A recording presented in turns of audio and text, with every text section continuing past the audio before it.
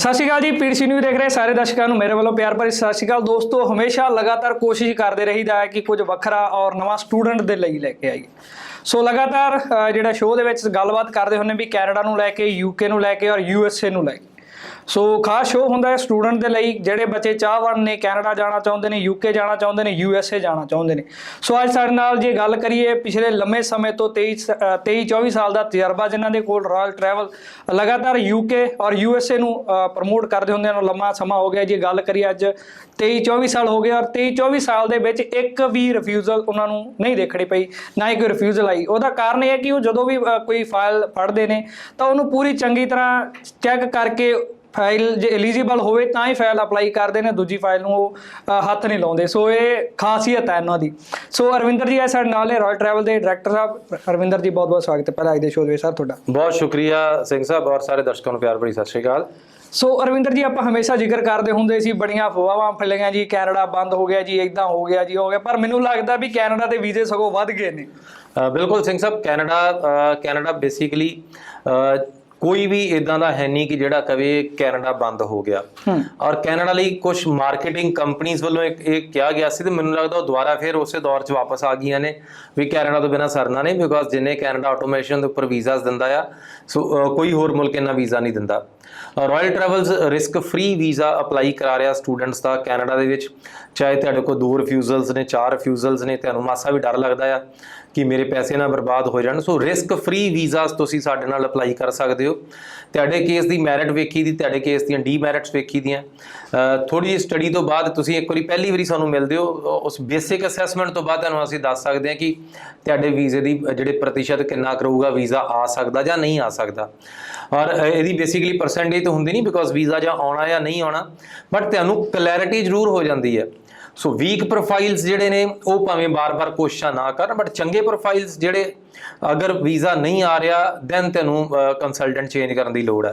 Because week profile असीं पहलां वेख्या कि week profiles दे visas लैणे थोड़ी जद्दोजहद विच जादू हो जाते, जिद्दां कदी 5.5-1 के उपर वीज़ा आ गया, कदी 43-44 नंबरां दे उपर वीज़ा आ गया। सो कदी कदी ऑन एंड ऑफ जादू हो सकता है, पर जी रैगूलैरिटी लई जो बेसिक 50% तुहाडे स्कोर ने और 6 बैंड जिहड़े बेसिक रिक्वायरमेंट आ, सो इन्हां दोनों के बावजूद तुहाडा अगर वीज़ा रिफ्यूजल आ रहा फिर तुहानूं कंसलटेंट चेंज करने की लोड़ है।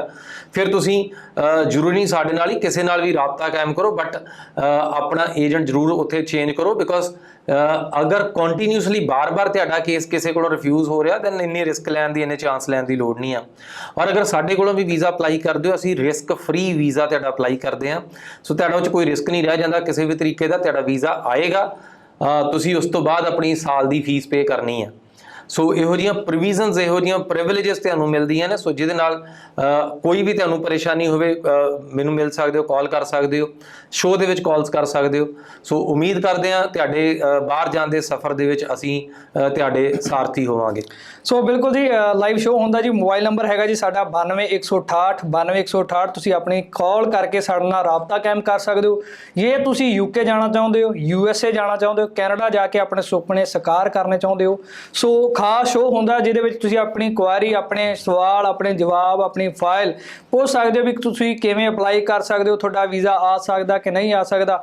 और वड्डी गल इह हुंदी है कि जिहड़ी अज असीं शो कर रहे हैं ये बिना किसी रिस्क तो, बिना किसी डर तो तुसीं अपलाई करना तो तुसीं इस शो का हिस्सा जरूर बनो, वेखो जरूर और अपलाई करो और अपनी फाइल बारे डिस्कस जरूर करो भी बिना रिस्क तो, क्योंकि हमेशा अपने पंजाबी नूं एक डर जरूर हुंदा है कि असीं अपलाई करना है, साडा रिफ्यूजल ना आ जे, साडे पैसे ना डुब जाण। सो उहदे लई खास जिहड़ा एक राह लभ्या होया रॉयल ट्रैवल ने लभ्या है, जिहदे विच तुसीं बिना रिस्क तो और जिहड़े पैसे ने वो वीज़ा लगण तो बाद तुसीं सारे देने। सो रविंदर जी, जे आपां हुण जिक्र करिए भी जिवें कैनेडा दा पहिलां लोकी कहंदे सी इदां बंद हो गया, पर हुण मैनूं किते ना किते इदां जरूर लगदा कि यूके दे राह भी थोड़े टाइम बाद बंद होण वाले। सिंह साहब, इहदे थोड़ी जी दुरुस्त जो तुसीं कह रहे हो उह च बहुत ज़्यादा असी के भी झूठ है, इदां दा नहीं हैगा। सो अगर असीं पिछले सोशल मीडिया या पिछले शोज़ दे विच साडे नाल गलबात कीती होएगी तो असीं लगातार एक गल तुहानूं कहिंदे आ रहे हैं कि सितंबर तो बाद बिना आइलैट्स वाले रस्ते खत्म हो जाणगे, वो हो चुका हुण। सो इस समय दे विच हो सकदा जिहड़ी तुसीं यूनीवर्सिटी अपलाई कीती है, यूनीवर्सिटी तुहानूं कैश ਸੌਰੀ ਯੂਨੀਵਰਸਿਟੀ ਤੁਹਾਨੂੰ ਆਫਰ ਅਸੈਪਟ ਕਰ ਲਵੇ, ਸੋ ਯੂਨੀਵਰਸਿਟੀ ਤੁਹਾਡੀ ਇੰਟਰਵਿਊ ਵੀ ਲੈ ਲਵੇ, ਯੂਨੀਵਰਸਿਟੀ ਤੁਹਾਡਾ ਫੀ ਡਿਪੋਜ਼ਿਟ ਵੀ ਹੋ ਜਾਵੇ, ਬਟ ਕੈਸ਼ ਤੱਕ ਬੱਚੇ ਨਹੀਂ ਪਹੁੰਚਣਗੇ। ਸੋ ਬਿਨਾਂ ਆਈਲੈਟਸ ਬੇਸਿਕਲੀ ਤੁਸੀਂ ਆਪਣਾ ਸਮਾਂ ਬਰਬਾਦ ਕਰ ਰਹੇ ਹੋ। ਬਿਨਾਂ ਆਈਲੈਟਸ ਦੇ ਵਿੱਚ ਤੁਸੀਂ ਕੰਟੀਨਿਊਸਲੀ ਉਸ ਦੁਨੀਆ 'ਚ ਜੀ ਰਹੇ ਹੋ ਜਿੱਥੇ ਤੁਸੀਂ ਰੋਜ਼ ਨਵੀਂ ਉਮੀਦ ਲਾ ਕੇ ਰੱਖੀ ਹੈ, ਸ਼ਾਇਦ ਹੁਣ ਕੁਝ ਬਿਹਤਰ ਹੋ ਜਾਵੇ, ਹੁਣ ਕੁਝ ਬਿਹਤਰ ਹੋ ਜਾਵੇ। ਸੋ ਅਲਟੀਮੇਟਲੀ ਇਹ ਬਹੁਤ ਤਗੜਾ ਸੱਚ ਹੈ ਕਿ ਇਸ ਸਮੇਂ ਦੇ ਵਿੱਚ ਬਿਨਾਂ ਲੈਂਗੁਏਜ ਟੈਸਟ ਤੋਂ, ਬਿਨਾਂ ਆਈਲੈਟਸ ਤੋਂ ਜਾਂ ਬਿਨਾਂ ਪੀਟੀ ਤੋਂ ਇਸ ਸਮੇਂ ਦੇ ਵਿੱਚ ਯੂਕੇ ਦਾ ਵੀਜ਼ਾ ਆਉਣੇ ਕਾਫੀ ਟਫ ਹੈ, ਖਾਸ ਕਰ ਅੰਡਰ ਗ੍ਰੈਜੂਏਟਸ ਲਈ। ਸੋ ਆਪਣੇ ਪ੍ਰੋਫਾਈਲਸ ਦੇ ਉੱਪਰ ਕੰਮ ਕਰੋ, ਔਰ ਇਸ ਸਮੇਂ ਦੇ ਵਿੱਚ ਜਿੱਦਾਂ ਅਸੀਂ ਹੁਣ ਕਹਿ ਰਹੇ ਹਾਂ ਕਿ ਇਸ ਸਮੇਂ 'ਚ ਹੋ ਸਕਦਾ ਤੁਹਾਡਾ 5.5 ਈਚ ਦੇ ਉੱਪਰ ਵੀਜ਼ਾ ਆ ਜਾਵੇ, ਔਰ ਹੋ ਸਕਦਾ ਇਸ ਟਾਈਮ ਤੁਹਾਡਾ 43 ਪੀਟੀ ਦੇ ਉੱਪਰ ਵੀ ਵੀਜ਼ਾ ਆ ਜਾਵੇ, ਬਟ ਫਿਊਚਰ ਦੇ ਵਿੱਚ 6 ਤੋਂ ਥੱਲੇ ਪੋਸੀਬਿਲਿਟੀ ਨਹੀਂ ਬਣਨ ਵਾਲੀ। ਜੀ ਰਵਿੰਦਰ ਜੀ, ਆਪਾਂ ਕਾਲ ਜ਼ਰੂਰ ਪਿਕ ਕਰਦੇ ਹਾਂ, ਕਾਲ ਦੇ ਨਾਲ ਨਾਲ ਆਪਾਂ ਚਰਚਾ ਵੀ ਜਾਰੀ ਰੱਖਾਂ ਜੀ। ਹੈਲੋ, ਸਤਿ ਸ਼੍ਰੀ ਅਕਾਲ ਜੀ, ਸਵਾਗਤ ਹੈ ਸ਼ੋਅ 'ਚ। ਜੀ ਜੀ ਸਤਿ ਸ਼੍ਰੀ ਅਕਾਲ ਸਰ। ਜੀ ਹੁਕਮ ਕਰੋ। ਸਰ ਮੈਂ ਰੁਪਿੰਦਰ ਗੱਲ ਕਰ ਰਹੀ ਹਾਂ। ਜੀ ਰੁਪਿੰਦਰ, ਸਵਾਲ ਪੁੱਛੋ ਆਪਣਾ। ਸਰ ਮੈਂ ਯੂਕੇ ਦਾ ਆਪਣਾ ਸਟੱਡੀ ਵੀਜ਼ਾ ਅਪਲਾਈ ਕਰਨਾ ਸੀ। ਜੀ ਰੁਪਿੰਦਰ, ਪ੍ਰੋਫਾਈਲ ਕੀ ਤੁਹਾਡਾ? ਸਰ ਮੈਂ ਐਕਚੁਅਲੀ 2020 ਦੇ ਵਿੱਚ ਆਪਣੀ +2 ਪਾਸ ਆਊਟ ਕੀਤੀ ਹੈ, ਰਾਈਟ। ਤੇ ਰੀਸੈਂਟ ਸਰ ਮੈਂ ਪੀਟੀ ਕੀਤੀ ਹੋਈ ਹੈ। ਕਿੰਨਾ ਸਕੋਰ ਕੀ ਤੁਹਾਡਾ ਉਹਦੇ 'ਚ? ਸਰ ਮੇਰਾ 46 ਹੈ। ਹਾਂ, ਔਰ >45। ਠੀਕ ਹੈ। ਸੋ ਮਿਨੀਮਮ ਤੁਹਾਨੂੰ 43 ਚਾਹੀਦੇ ਆ, ਸੋ ਐਲੀਜੀਬਲ ਹੋ ਤੁਸੀਂ। ਸੋ 45 46 ਦੇ ਨਾਲ ਤੁਹਾਡਾ ਵੀਜ਼ਾ ਆ ਜਾਏਗਾ। ਸੋ ਤੁਸੀਂ ਇਕੱਲੇ ਨੇ ਅਪਲਾਈ ਕਰਨਾ ਹੈ? ਸਿੰਗਲ ਕੇਸ ਮੈਂ ਅਪਲਾਈ ਕਰਵਾਉਣਾ। ਰਾਈਟ। ਸੋ ਤੁਸੀਂ ਆਪਣੇ ਡਾਕੂਮੈਂਟ WhatsApp ਕਰੋ, ਮੇਰੀ ਟੀਮ ਤੁਹਾਨੂੰ ਵਾਪਸ ਰਿਵਰਟ ਕਰੇਗੀ, ਔਰ ਅਸੀਂ ਉਹਦੇ 'ਚ ਜੋ ਤੁਹਾਨੂੰ ਅਸੀਂ ਯੂਨੀਵਰਸਿਟੀ ਸਿਲੈਕਸ਼ਨ ਕਰਕੇ ਦੇਵਾਂਗੇ, ਜਿਹੜੀ ਯੂਨੀਵਰਸਿਟੀ ਤੁਹਾਡੇ ਪਸੰਦ ਹੋਏਗੀ ਤੁਸੀਂ ਉਹਦੇ 'ਚ ਜਾ ਕੇ ਪੜ੍ਹਾਈ ਲਈ, ਆਪਣੀ ਹਾਇਰ ਐਜੂਕੇਸ਼ਨ ਦੇ ਲਈ ਜਾ ਸਕਦੇ ਹੋ। ਠੀਕ ਹੈ ਸਰ। ਸਰ ਮੈਂ ਪੁੱਛਣਾ ਸੀ, ਜਿੱਦਾਂ ਮੈਂ 2020 ਦੇ ਵਿੱਚ +2 ਪਾਸ ਆਊਟ ਕੀਤੀ ਹੈ, ਤੇ ਫਿਰ ਮੇਰਾ ਗੈਪ ਦਾ ਇਸ਼ੂ ਨਹੀਂ ਹੋਏਗਾ? ਦੇਖੋ ਰੁਪਿੰਦਰ, ਇਹਦੇ 'ਚ ਕੋਈ ਵੀ ਤੁਹਾਨੂੰ ਫਾਲਤੂ ਜਾਲੀ ਡਾਕੂਮੈਂਟ ਲਾਉਣ ਦੀ ਲੋੜ ਨਹੀਂ ਹੈਗੀ, ਕੋਈ ਸਰਟੀਫਿਕੇਟ, ਕੋਈ ਪੁੱਠੇ ਸਿੱਧੇ ਦਾ ਬਣਾਉਣ ਦੀ ਲੋੜ ਨਹੀਂ ਹੈਗੀ। ਸੋ ਇਸੇ ਪ੍ਰੋਫਾਈਲ ਦੇ ਉੱਪਰ ਹੀ ਤੁਹਾਡਾ ਕੈਸ਼ ਇਸ਼ੂ ਹੋਏਗਾ, ਇਸੇ ਦੇ ਉੱਪਰ ਹੀ ਤੁਹਾਡੀ ਆਫਰ ਲੈਟਰ ਇਸ਼ੂ ਹੋਏਗੀ। So you just don't need to worry. ਤੁਸੀਂ ਆਪਣੇ ਡਾਕੂਮੈਂਟ ਭੇਜੋ, ਉਸ ਤੋਂ ਬਾਅਦ ਅਸੀਂ ਵਾਪਸ ਰਿਵਰਟ ਕਰਾਂਗੇ, ਤੁਹਾਡੇ ਨਾਲ ਗੱਲਬਾਤ ਕਰਾਂਗੇ। ਸੋ ਤੁਹਾਡੇ ਪ੍ਰੋਫਾਈਲ ਉੱਪਰ ਡਿਸਕਸ ਕਰਾਂਗੇ, ਔਰ ਜਿੰਨੀਆਂ ਪੋਸੀਬਿਲਿਟੀਜ਼ ਆ ਯੂਕੇ ਦੇ ਵਿੱਚ ਤੁਸੀਂ ਜਾ ਸਕੋਗੇ। ਠੀਕ ਹੈ ਸਰ। ਤੇ ਸਰ ਯੂਕੇ ਦੇ ਲਈ ਫਿਰ ਪੋਸੀਬਲ ਹੈ, ਕਰ ਸਕਦੇ ਆਪਾਂ? ਬਿਲਕੁਲ ਕਰ ਸਕਦੇ ਹੋ। ਸੋ ਫੰਡ ਫਾਈਨਾਂਸ ਹੈ ਤੁਹਾਡੇ ਕੋਲ? ਹਾਂਜੀ ਸਰ, ਫੰਡਸ ਅਵੇਲੇਬਲ ਹੈ ਮੇਰੇ ਕੋਲ। ਠੀਕ ਹੈ, ਬਹੁਤ ਕੁਇਕਲੀ ਤੁਹਾਡਾ ਫਟਾਫਟ ਕੈਸ਼ ਆ ਸਕਦਾ ਹੈ। ਟਰਾਈ ਕਰੋ। ਕਿਹੜਾ ਮਿਲ ਜਾਏਗਾ ਮੈਨੂੰ?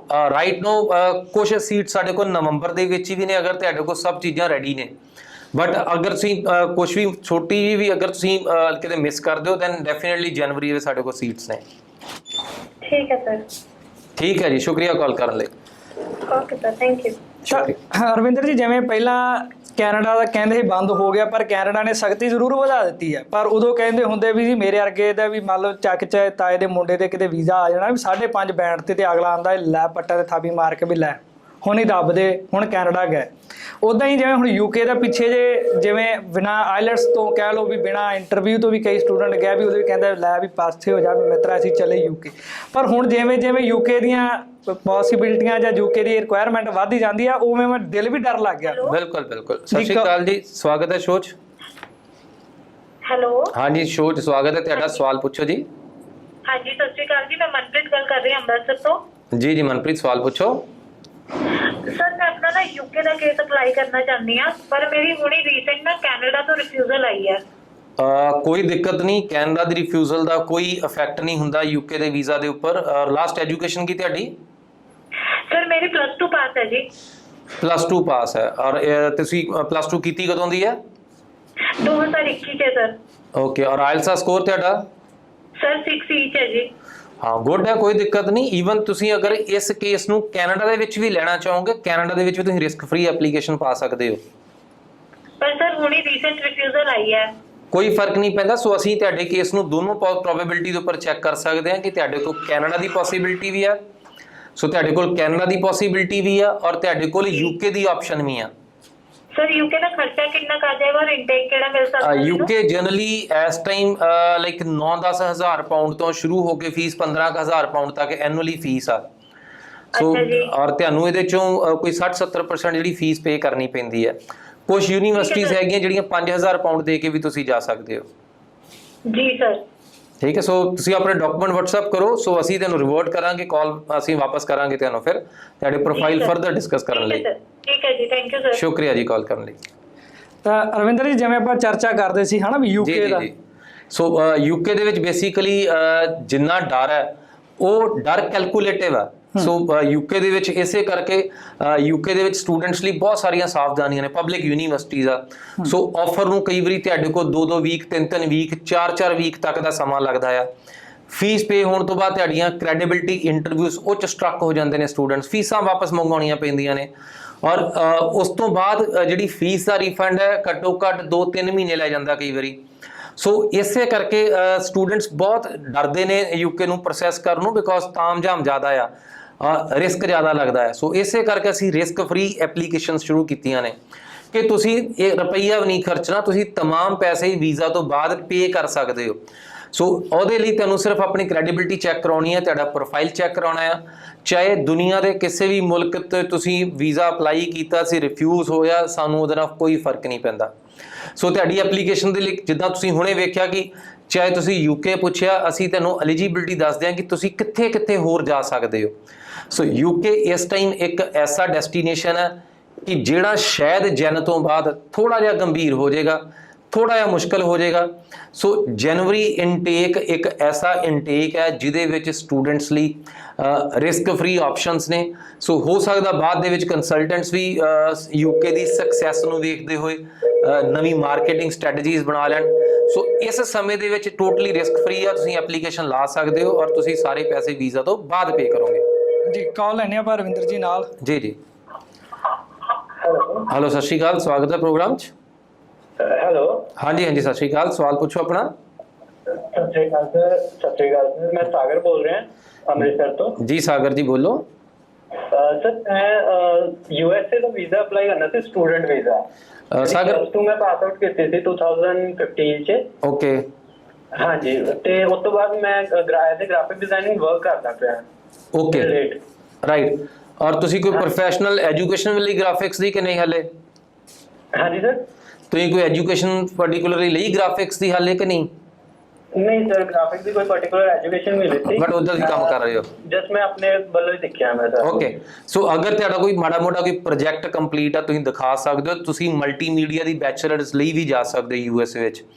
ਔਰ ਮੈਂ ਗੈਪ ਗਰੁੱਪ ਦਾ ਇਸ਼ੂ ਤਾਂ ਨਹੀਂ ਹੈਗਾ ਸਰ? ਦੇਖੋ, ਅਗਰ ਤੁਸੀਂ ਕੰਮਕਾਰ ਕੀਤਾ ਹੈ ਯੂਐਸਏ ਵਿੱਚ ਕੁਝ ਦਿੱਕਤ ਨਹੀਂ ਆਉਂਦੀ, ਕੋਈ ਤੁਹਾਨੂੰ ਕਾਗਜ਼ ਨਹੀਂ ਬਣਾਉਣੇ, ਕੋਈ ਜਾਲੀ ਸਰਟੀਫਿਕੇਟ ਨਹੀਂ ਬਣਾਉਣਾ, ਕੋਈ ਡਿਗਰੀਆਂ ਤੁਹਾਨੂੰ ਛੋਟੇ ਮੋਟੇ ਤਰੀਕੇ ਨਾਲ ਕੁਝ ਨਹੀਂ ਕਰਨਾ, ਪੁੱਠਾ ਕਰਨ ਦੀ ਲੋੜ ਨਹੀਂ ਹੈ।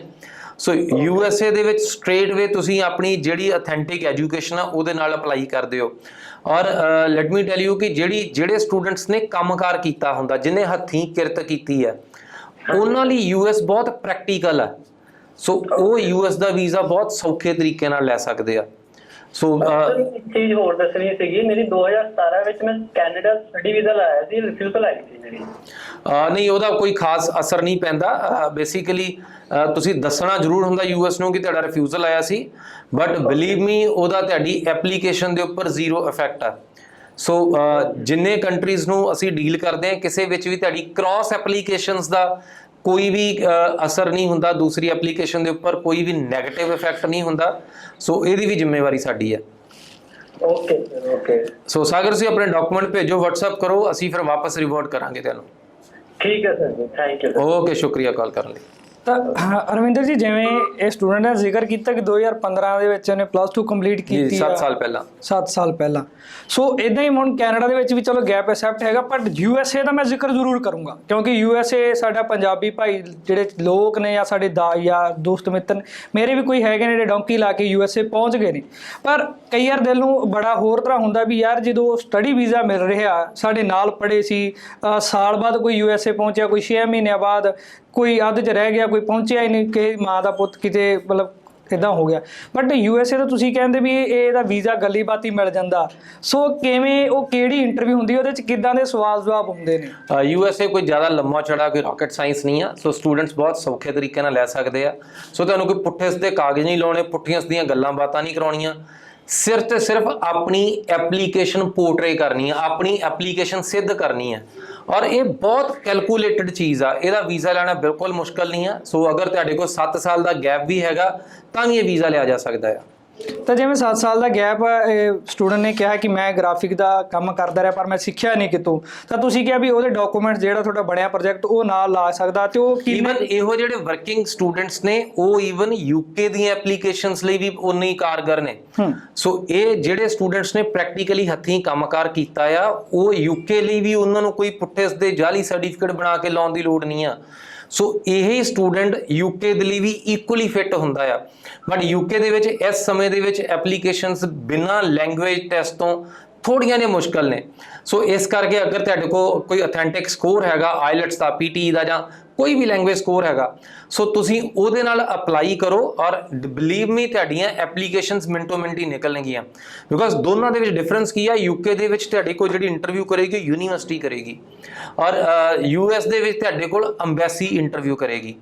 ਯੂਕੇ ਦੇ ਵਿੱਚ ਅਗਰ ਤੁਹਾਡਾ ਕੇਸ ਸਪੋਜ਼ ਕਰੋ ਮੈਰਿਟ ਦੇ ਉੱਪਰ ਨਹੀਂ ਹੈਗਾ, ਤੁਹਾਡੀ ਐਪਲੀਕੇਸ਼ਨ ਪ੍ਰੋਸੈਸ ਹੀ ਨਹੀਂ ਹੋ ਰਹੀ, ਤੁਹਾਡੇ ਕੋਲ ਯੂਨੀਵਰਸਿਟੀ ਦੀ ਲੈਟਰ ਹੀ ਨਹੀਂ ਆ ਰਹੀ। ਔਰ ਯੂਐਸ ਦੇ ਵਿੱਚ ਅਗਰ ਇਦਾਂ ਦੀ ਕ੍ਰੈਡੀਬਿਲਿਟੀ ਤੁਹਾਡੀ ਲੋ ਆ ਤਾਂ ਤੁਸੀਂ ਫਿਰ ਅੰਬੈਸੀ ਤੋਂ ਰਿਫਿਊਜ਼ ਹੋ ਕੇ ਆ ਰਹੇ ਹੋ। ਸੋ ਤੁਹਾਨੂੰ ਆਪਣੀ ਐਪਲੀਕੇਸ਼ਨ ਨੂੰ ਕੈਲਕੂਲੇਟ ਕਰਨਾ ਪਊਗਾ ਕਿ ਤੁਹਾਨੂੰ ਕਿਸ ਪਾਸੇ ਨੂੰ ਪਾਉਣੀ ਚਾਹੀਦੀ ਹੈ। ਤਾਂ ਰਵਿੰਦਰ ਜੀ, ਜਿਵੇਂ ਹੁਣ ਤੁਸੀਂ ਜ਼ਿਕਰ ਕੀਤਾ ਕਿ ਜਿਵੇਂ ਸੇਮ ਪ੍ਰੋਫਾਈਲ ਸੀ ਹਨਾ, 2015 ਦੀ 7 ਸਾਲ ਦਾ ਗੈਪ ਸੀ, ਔਰ ਜਿਵੇਂ ਉਹ ਮੁੰਡੇ ਨੇ ਗ੍ਰਾਫਿਕ ਵਾਲਾ ਕੀਤਾ ਸੀ ਹਨਾ, ਕਿ ਉਹ ਸੇਮ ਫਾਈਲ ਤੁਸੀਂ ਕਿਹਾ ਵੀ ਯੂਕੇ ਅਪਲਾਈ ਹੋ ਸਕਦੀ ਹੈ। ਯੈਸ ਪੋਸੀਬਲ ਹੈ। ਉਹ ਜਿਹੜਾ ਗੈਪ ਮੈਂ ਜ਼ਰੂਰ ਪੁੱਛਣਾ ਚਾਹੂੰਗਾ ਵੀ ਜਿਹੜਾ ਉਹਦਾ ਵਿਚਲਾ ਗੈਪ ਆ ਉਹ ਕਿਵੇਂ ਕਲੀਅਰ ਹੋਊਗੀ, ਯੂਕੇ ਐਕਸੈਪਟ ਕਰੂਗਾ ਇਸ ਚੀਜ਼ ਨੂੰ? ਬਿਲਕੁਲ ਕਰਦਾ। ਅਗਰ ਸਟੂਡੈਂਟ ਨੇ ਪ੍ਰੈਕਟੀਕਲੀ ਕੰਮਕਾਰ ਕੀਤਾ ਹੋਇਆ, ਸਟੂਡੈਂਟ ਨੇ ਕੰਮਕਾਰ ਕੀਤਾ ਹੋਇਆ, ਇਹ ਸਭ ਤੋਂ ਵੱਡੀ ਤਾਕਤ ਹੈ। ਸੋ ਯੂਕੇ ਦੇ ਵਿੱਚ ਤੁਸੀਂ ਅਗਰ ਪ੍ਰੈਕਟੀਕਲੀ ਕੰਮਕਾਰ ਕੀਤਾ, ਐਕਸਪੀਰੀਅੰਸ ਸ਼ੋ ਕਰ ਸਕਦੇ ਹੋ। ਅਸੀਂ ਇਹਨੂੰ ਪ੍ਰੋਗਰੈਸ਼ਨ ਪ੍ਰੂਵ ਕਰਨੀ ਹੁੰਦੀ। ਬੇਸਿਕਲੀ ਪ੍ਰੋਗਰੈਸ਼ਨ ਦੋ ਤਰੀਕੇ ਦੀ ਹੈ, ਇੱਕ ਹੈਗੀ ਐਕੈਡੈਮਿਕ ਪ੍ਰੋਗਰੈਸ਼ਨ, ਇੱਕ ਹੈਗੀ ਕੈਰੀਅਰ ਪ੍ਰੋਗਰੈਸ਼ਨ। ਐਕੈਡੈਮਿਕ ਪ੍ਰੋਗਰੈਸ਼ਨ ਉਹ ਜੇ ਤੁਸੀਂ 10ਵੀਂ ਕੀਤੀ, 11ਵੀਂ ਕੀਤੀ, 12ਵੀਂ ਕੀਤੀ, ਅੱਜ BA 'ਚ ਜਾ ਰਹੇ ਹੋ। ਸੋ ਕੈਰੀਅਰ ਪ੍ਰੋਗਰੈਸ਼ਨ ਹੈ ਕਿ ਤੁਸੀਂ ਅੱਜ ਪੜ੍ਹੇ ਹੋ, ਪੜ੍ਹਨ ਤੋਂ ਬਾਅਦ ਕੰਮਕਾਰ ਕੀਤਾ, ਔਰ ਇਹ ਜਿਹੜਾ ਕੰਮਕਾਰ ਕੀਤਾ ਇਹ ਦੋਨੋਂ ਚੀਜ਼ਾਂ ਨੂੰ ਕੰਬਾਈਨ ਕਰਕੇ ਤੁਹਾਡੀ ਅਗਲੀ ਡਿਗਰੀ ਹਾਸਲ ਕਰੋਗੇ ਔਰ ਉਹਦੇ ਨਾਲ ਕੈਰੀਅਰ ਬਣ ਰਿਹਾ ਆ। ਸੋ ਕੈਰੀਅਰ ਪ੍ਰੋਗਰੈਸ਼ਨ ਦੇ ਵਿੱਚ ਵੀਜ਼ਾਸ ਲੈਣਾ ਕੈਲਕੂਲੇਟਿਵ ਨੇ, ਮੁਸ਼ਕਲ ਨਹੀਂ ਹੈ। ਸੋ ਵੀਜ਼ਾਸ ਨੂੰ ਆਸਾਨ ਬਣਾਉਣਾ ਸਾਡੀ ਜੌਬ ਹੈ। ਤਾਂ ਜਿਵੇਂ ਆਸਾਨ ਵੀਜ਼ਾ ਬਣਾਉਣਾ ਤੁਹਾਡੀ ਜ਼ਿੰਮੇਵਾਰੀ ਹੈਗੀ ਹੈ। ਹੁਣ USA ਦਾ ਜ਼ਿਕਰ ਕਰੀਏ, UK ਦੇ ਵਿੱਚ ਇੰਟਰਵਿਊ ਆਉਂਦੀ ਆ ਮੋਸਟਲੀ ਸਟੂਡੈਂਟ ਦੀ, ਜਿਨ੍ਹਾਂ ਦੇ ਕਹਿ ਲਓ ਵੀ ਨੰਬਰ ਘੱਟ ਨੇ, ਤਾਂ ਕਿ ਉਹ ਜਿਹੜੇ ਇੰਟਰਵਿਊ ਆਉਂਦੀ ਉਹਦੇ ਵਿੱਚ ਸਵਾਲ ਕਿੱਦਾਂ ਦੇ ਹੁੰਦੇ ਨੇ, ਕਿ ਜਨਰਲ ਨੌਲੇਜ ਦੇ ਸਵਾਲ ਹੁੰਦੇ ਨੇ? ਦੇਖੋ ਸਾਹਿਬ, ਇਹ ਬੇਸਿਕਲੀ ਕੀ ਆ ਕਿ ਇੰਟਰਵਿਊਜ਼ ਦਾ ਦਾਇਰਾ ਬਹੁਤ ਸੀਮਤ ਆ। ਤੁਹਾਨੂੰ ਤੁਹਾਡੇ ਬਾਰੇ ਪੁੱਛਿਆ ਜਾਣਾ, ਸੋ ਇਹਨਾਂ ਦੇ ਵਿੱਚ ਕੋਈ ਏਡਾ ਲੰਮਾ ਚੌੜਾ ਸਮਝਣ ਵਾਲਾ ਮਸਲਾ ਨਹੀਂ ਹੁੰਦਾ। ਅਗਰ ਅਸੀਂ ਰੈਂਕਿੰਗ ਕਰਨੀ ਚਾਹੀਏ, ਅੱਜ ਵੀ ਤੁਹਾਡੇ ਕੋਲ ਅਗਰ ਚੰਗਾ ਸਕੋਰ ਆ, ਸੋ ਸਭ ਤੋਂ ਪਹਿਲਾਂ ਆਪਣੀ ਐਪਲੀਕੇਸ਼ਨ ਕੈਨੇਡਾ ਦੇ ਲਈ ਆਪਣੀ ਐਪਲੀਕੇਸ਼ਨ ਨੂੰ ਪ੍ਰੋਸੈਸ ਕਰੋ। ਅਗਰ ਕੈਨੇਡਾ ਦੇ ਲਈ ਤੁਹਾਡਾ ਪ੍ਰੋਫਾਈਲ ਤੁਹਾਨੂੰ ਲੱਗਦਾ ਕਿ ਪੂਰਾ ਨਹੀਂ ਪੈ ਰਿਹਾ, ਯੂਕੇ ਤੋਂ ਬਿਹਤਰ ਕੋਈ ਆਪਸ਼ਨ ਨਹੀਂ ਹੈਗੀ। ਸੋ ਅਗਰ ਤੁਹਾਡੇ ਕੋਲ ਕਿਸੇ ਦੋਨਾਂ ਚੀਜ਼ਾਂ 'ਚ ਥੋੜਾ ਬਹੁਤ ਕੰਪਰੋਮਾਈਜ਼ ਆ, US ਨੂੰ ਅਪਲਾਈ ਕਰ ਸਕਦੇ ਹੋ। ਔਰ ਸਾਰੇ ਪਾਸੇ ਤੁਸੀਂ ਰਾਇਲ ਟਰੈਵਲਸ ਦੀ ਟੀਮ ਨਾਲ ਰਿਸਕ ਫ੍ਰੀ ਵੀਜ਼ਾਸ ਲਾ ਸਕਦੇ ਹੋ, ਰਿਸਕ ਫ੍ਰੀ ਐਪਲੀਕੇਸ਼ਨਸ ਲਾ ਸਕਦੇ ਹੋ। ਔਰ ਯਕੀਨ ਮੰਨੋ, ਜਿਸ ਤਰੀਕੇ ਨਾਲ ਤੁਹਾਡਾ ਵੀਜ਼ੇ ਤੋਂ ਬਿਨਾਂ ਨਹੀਂ ਸਰਦਾ ਸਾਡਾ ਵੀ ਨਹੀਂ ਆ। ਸੋ ਅਲਟੀਮੇਟਲੀ ਅਸੀਂ ਤੁਹਾਡੀ ਸਕਸੈਸ ਲਈ ਕੰਮ ਕਰਦੇ ਆ। ਸੋ ਉਹੀ ਸਾਡੀ ਕਾਮਯਾਬੀ ਆ, ਉਹੀ ਸਾਡੇ ਸਿਹਰੇ ਨੇ। ਸੋ ਅਲਟੀਮੇਟਲੀ ਤੁਹਾਡੀ ਚੜ੍ਹਾਈ ਦੇ ਨਾਲ ਹੀ ਸਾਡੀ ਚੜ੍ਹਾਈ ਹੈ, ਤੁਹਾਡੀ ਸ਼ੋਹਰਤ ਦੇ ਨਾਲ ਸਾਡੀ ਸ਼ੋਹਰਤ ਹੈ। ਸੋ ਅਲਟੀਮੇਟਲੀ ਜਦੋਂ ਅਸੀਂ ਇੱਕੋ ਕਾਜ਼ ਲਈ, ਇੱਕੋ ਕੰਮ ਲਈ ਅਸੀਂ ਦੋ ਜਣੇ ਡੈਡੀਕੇਸ਼ਨ ਦੇ ਨਾਲ ਕੰਮ ਕਰਦੇ ਹਾਂ, ਵੀਜ਼ਾਸ ਕਦੇ ਰਿਫਿਊਜ਼ ਨਹੀਂ ਹੁੰਦੇ।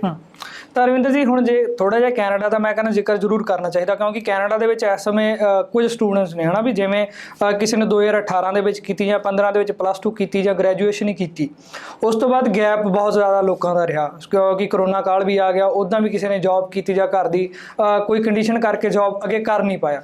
ਸੋ ਉਹ ਸਟੂਡੈਂਟ ਵੀ ਕੈਨੇਡਾ ਦਾ ਅਪਲਾਈ ਕਰਨਾ ਚਾਹੁੰਦੇ ਨੇ, ਸੋ ਕਿਵੇਂ ਕਰ ਸਕਦੇ ਨੇ? ਕੀ ਕੁਝ ਇਹਦੇ ਵਿੱਚ ਸੰਭਵ ਹੈਗਾ ਜਾਂ? ਸਿੰਘ ਸਾਹਿਬ, ਅਸਲ 'ਚ ਕੀ ਆ ਕਿ ਇਹ ਜਿਹੜੇ ਪ੍ਰੋਫਾਈਲ ਟੂ ਪ੍ਰੋਫਾਈਲ ਚੀਜ਼ਾਂ ਵੇਰੀ ਕਰਦੀਆਂ ਨੇ। ਸੋ ਅਸੀਂ ਮੈਥੇਮੈਟਿਕਲੀ ਕਹਿ ਦਈਏ ਕਿ ਇੰਨਾ ਗੈਪ ਚੱਲਦਾ, ਇੰਨਾ ਨਹੀਂ ਚੱਲੇਗਾ, ਇਸ ਤੋਂ ਬਾਅਦ ਸਹੀ ਹੋ ਜਾਊਗਾ, ਇਸ ਤੋਂ ਬਾਅਦ ਗਲਤ ਹੋ ਜਾਊਗਾ, ਇਹ ਟੋਟਲ ਸਰਾਸਰ ਨਾ ਇਨਸਾਫੀ ਆ। ਸੋ ਇੱਕ ਇੰਡੀਵਿਜੂਅਲ ਦਾ ਪ੍ਰੋਫਾਈਲ ਆ, ਉਹਦੇ ਵਿੱਚ ਕੁਝ ਮੈਰਿਟਸ ਨੇ, ਕੁਝ ਡੀਮੈਰਿਟਸ ਨੇ। ਸੋ ਸਾਡਾ as a consultant, as a professional, ਸਾਡੀ ਜੌਬ ਡਿਊਟੀ ਇਹ ਆ ਕਿ ਅਸੀਂ ਜਿਹੜੀਆਂ ਮੈਰਿਟਸ ਨੇ ਉਹਨਾਂ ਨੂੰ ਬਿਲਕੁਲ ਸ਼ਾਈਨਿੰਗ ਸਰਫੇਸ ਦੇ ਉੱਪਰ ਰੱਖੀਏ, ਜਿਹੜੀਆਂ ਡੀਮੈਰਿਟਸ ਨੇ ਉਹਦੇ ਉੱਪਰ ਅਸੀਂ ਕੱਪੜਾ ਪਾਈਏ, ਉਹਨੂੰ ਢੱਕ ਕੇ ਰੱਖੀਏ। ਸੋ ਪ੍ਰੋਫਾਈਲ ਤੁਹਾਡਾ ਆ, ਉਹਦੀ ਪ੍ਰੈਜੈਂਟੇਸ਼ਨ ਜਿਹੜੀ ਆ, ਬੇਸਿਕਲੀ ਇਹ ਇੱਕ ਆਰਟਿਸਟਿਕ ਤਰੀਕਾ ਹੈ, ਇਹ ਆਰਟ ਹੈ। ਸੋ ਉਸੇ ਆਰਟ ਦੀ ਨੇਚਰ ਦੇ ਨਾਲ ਹੀ ਵੀਜ਼ਾਸ ਡਿਸਾਈਡ ਹੁੰਦੇ ਨੇ। ਸੋ ਪ੍ਰੋਪਰ ਇੱਕ ਸਾਇੰਟੀਫਿਕ ਪ੍ਰੋਸੈਸ ਹੈ, ਸਾਇੰਟੀਫਿਕ ਪ੍ਰੋਸੀਜਰ ਹੈ। ਸੋ ਤੁਹਾਡੇ ਵੀਜ਼ਾਸ ਕਿਸ ਤਰੀਕੇ ਨਾਲ ਲੈਣੇ ਆ, ਸਾਨੂੰ ਅਗਰ 22-23 ਸਾਲ ਹੋ ਗਏ ਇਸ ਇੰਡਸਟਰੀ ਦੇ ਵਿੱਚ, ਉਹ ਅਸੀਂ ਬਖੂਬੀ ਜਾਣਦੇ ਹਾਂ। ਸੋ ਤੁਹਾਡੇ ਪ੍ਰੋਫਾਈਲਸ ਨੂੰ ਇਨਰਿਚ ਕਿਸ ਤਰੀਕੇ ਨਾਲ ਕਰਨਾ, ਔਰ ਇਹਦੇ ਨਾਲ ਬਹੁਤ ਸਾਰੀਆਂ ਐਸੇ ਸਟੂਡੈਂਟਸ ਨੇ ਜਿਨ੍ਹਾਂ ਦੀਆਂ ਪਟੀਸ਼ਨਸ ਪਈਆਂ ਨੇ, ਜਿਨ੍ਹਾਂ ਦੇ ਇਮੀਗ੍ਰੈਂਟ ਕੇਸਿਸ ਲੱਗੇ ਨੇ, ਜਿਨ੍ਹਾਂ ਦੇ ਕੋਈ ਨਾ ਕੋਈ ਭੈਣ ਭਰਾ ਸੱਜਣ ਮਿੱਤਰ ਫੈਮਲੀਜ਼ ਬਾਹਰ ਨੇ। ਸੋ ਤੁਹਾਡੇ ਪ੍ਰੋਫਾਈਲ ਦੇ ਨਾਲ ਛੇੜਛਾੜ ਕਰਨੀ ਤੁਹਾਨੂੰ ਮਹਿੰਗੀ ਪੈ ਸਕਦੀ ਆ। ਕੋਈ ਪੁੱਠਾ ਸਿੱਧਾ ਕਾਗਜ਼ ਲਾਇਆ ਤੁਹਾਡੇ ਲਈ, ਅੱਜ ਲਾਇਆ ਉਹ ਸਾਰੀ ਉਮਰ ਲਈ ਕੰਡਾ ਬਣ ਕੇ ਚੁੱਭੂਗਾ। ਸੋ ਇਸ ਕਰਕੇ ਆਪਣੇ ਪ੍ਰੋਫਾਈਲ ਦੀ ਬਿਊਟੀ ਵੇਖੋ ਕਿ ਉਹਨੂੰ ਸਭ ਤੋਂ ਬਿਹਤਰ ਤਰੀਕੇ ਨਾਲ ਪੇਸ਼ ਕਿੱਦਾਂ ਕੀਤਾ ਜਾ ਸਕਦਾ ਹੈ। ਬਿਕੋਜ਼ ਵੀਜ਼ਾ ਐਪਲੀਕੇਸ਼ਨ ਸਿਰਫ ਤੇ ਸਿਰਫ 4 ਖਾਨੇ ਭਰ ਕੇ ਫਾਰਮ ਦੇ ਤੇ ਅੰਬੈਸੀ ਜਮ੍ਹਾਂ ਕਰਾਉਣਾ ਨਹੀਂ ਆ। ਵੀਜ਼ਾ ਇੱਕ ਪ੍ਰੋਗਰੈਸ਼ਨ ਆ ਕਿ ਤੁਹਾਡੀ ਜਾਂ ਤਾਂ ਪ੍ਰੂਵ ਹੋ ਰਹੀ ਆ ਜਾਂ ਪ੍ਰੂਵ ਨਹੀਂ ਹੋ ਰਹੀ, ਔਰ ਅਗਰ ਪ੍ਰੂਵ ਹੋ ਰਹੀ ਆ ਅੰਬੈਸੀਜ਼ ਨੂੰ ਵੀ ਵੀਜ਼ਾ ਦਿੰਦੀਆਂ ਨੇ। ਅੰਬੈਸੀਜ਼ ਦਾ ਵੀ ਜਿਹੜਾ ਕੋਟਾ ਆ ਉਹ ਵੀਜ਼ਾਸ ਦਾ ਆ। ਵੀਜ਼ਾ ਆਫੀਸਰ ਦੀ ਜੌਬ ਵੀ ਤੁਹਾਨੂੰ ਵੀਜ਼ਾ ਦੇਣਾ ਹੀ ਆ। ਸੋ ਅਗਰ ਤੁਸੀਂ ਉਹ ਸਿੱਧ ਨਹੀਂ ਕਰ ਪਾ ਰਹੇ ਤਾਂ ਔਰ ਇਹਨਾਂ ਦੇ ਪੈਰਾਮੀਟਰ ਉੱਪਰ ਤੁਸੀਂ ਖਰੇ ਨਹੀਂ ਉਤਰ ਰਹੇ, ਫਿਰ ਤੁਸੀਂ ਰਿਜੈਕਸ਼ਨ ਦੇ ਵਿੱਚ ਹੋ। ਸੋ ਅਲਟੀਮੇਟਲੀ ਵੀਜ਼ਾ ਸਿੱਧ ਕਰਨਾ ਸਾਡੀ ਜੌਬ ਆ, ਵੀਜ਼ਾ ਸਿੱਧ ਕਰਨਾ ਸਟੂਡੈਂਟ ਦੀ ਡਿਊਟੀ ਹੈ।